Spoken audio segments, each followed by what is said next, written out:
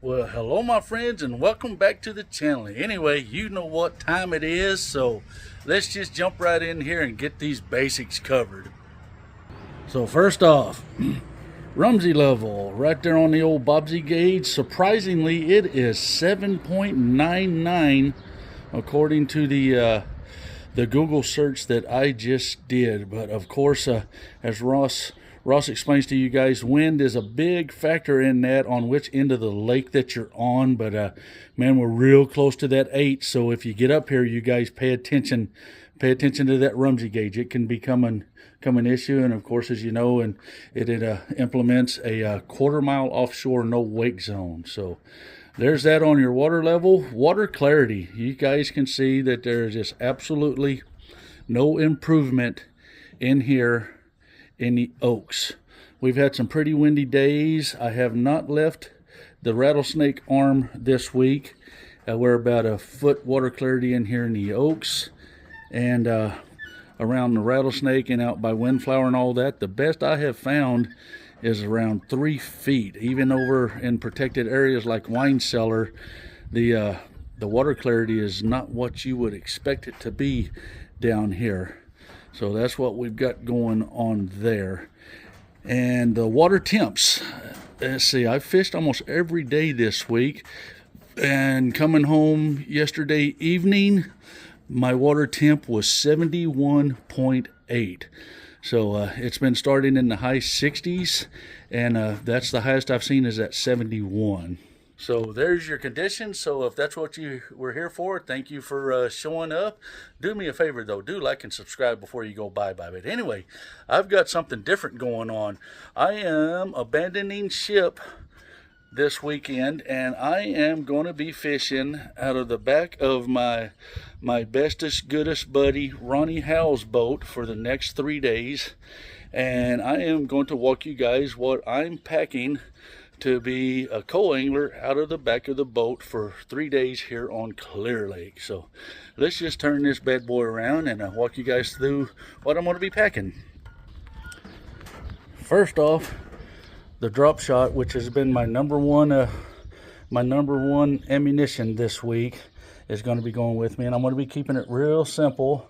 I'm going to be bringing just the Margarita Mutilator and in the 6-inch and the 7, and if I need to switch over to a shaky head, I've got the bigger one. So this rod is going to be doing double duty if I end up having to turn it into a shaky head or a Ned rig, you know, because I've got to minimize the amount of rods. I wanted to keep it down to 6. I wasn't able to, but I'm trying to keep it as close as possible. So I'll be bringing the drop shot, keeping it real simple on the colors, and I'm also going to be bringing 2 fairy wands. Surprise, surprise. Hey, Clear Lake, you think it's all big and power, but these are the ones that usually win that big fish and get it done. So I'm going to be bringing a small array of Senkos in case I end up having to go with the wacky wigged Senko under docks, and it's also going to be doubling as my scope minnow rig, because out of the back of the boat, even if you get an area covered with fish, you can just fan cast that thing out of the back. And I've got several friends that have gotten some really good ones out of the back of the boat, just fan casting your scope minnows and getting lucky. And I got to bring the frog, and I'm going to keep it real simple, just a couple different colors. You know, that scum frog's pretty good. If they're just real lethargic and not really wanting it, you can just kind of soak that thing and get them. So I got white, Tweety, and then of course my favorite on Clear Lake is the black and red. So the frog rods are going to be coming. I will have a buzzbait or 2 stuck in the bag, but keeping it simple on the frog and hoping for the best. And then of course the underspin. Underspin's been wearing them out. I caught a 17-pound catfish on this thing this week and hurt my back on Monday, thus the back chair on the front. I thought I was going to be 70 years old before I had to make that move, but here I am a month from being 60 and got the back seat on the front. So underspin, and I'll be throwing the Easy Shiner, whatever the heck that is. But anyway, I'll be bringing a couple back up. CMF underspins, gold and willow leaf, and the little John Pearl Executioner on that underspin can be a go-getter right now this time of year. So surprise, surprise, I will be bringing an array of trash fish. Got to have them. And this rod will be doing double duty with my swim baits as well. I'm going to keep it simple, and I'll just have some executioners and my trash fish. And then got to have the glide baits this time of year. So again, I'm just going to keep it simple. I've got my clutch tied on. I'll bring that draw. I'll bring the Nessie. I'll bring a River to Sea. And I'm just bringing one LV to, just in case that becomes the bite, I'll be able to switch over to that. And bringing the chatterbait with a different array of chatterbaits. I'm going to start off with the shad color, but I can go bluegill, or I can just go with the darker profiles depending on the water we get. It's supposed to be windy, so we'll see what goes on there. So that'll be changing up a little bit. And then just a few array, some different trailers, and of course the meat stick.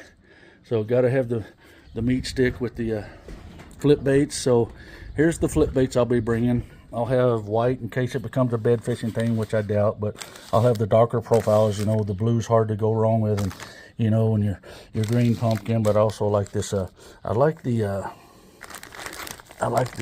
blue. This, you know, you gotta have yourself a big old brush hog this time of year. But you know, I'll go with the darker purples and everything, also on the Rage Claw. So just keeping it real simple and small on that. And of course my terminal tackle, and it'll all be going into that little bag right there. So that's simple.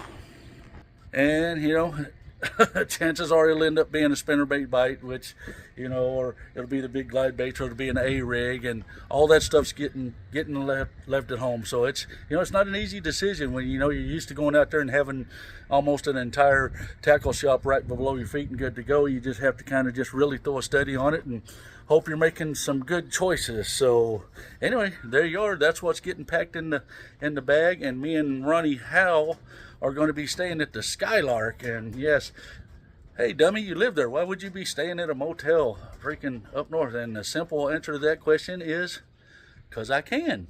So we'll be up there doing our thing, having a good old time, and hopefully putting something together. So if you guys see us out there, come up and say hello. And as usual, when you guys, oh, crappie, I know you guys are going to want to know about the crappie. Crappie fishing's off the hook. Where are they? Everywhere.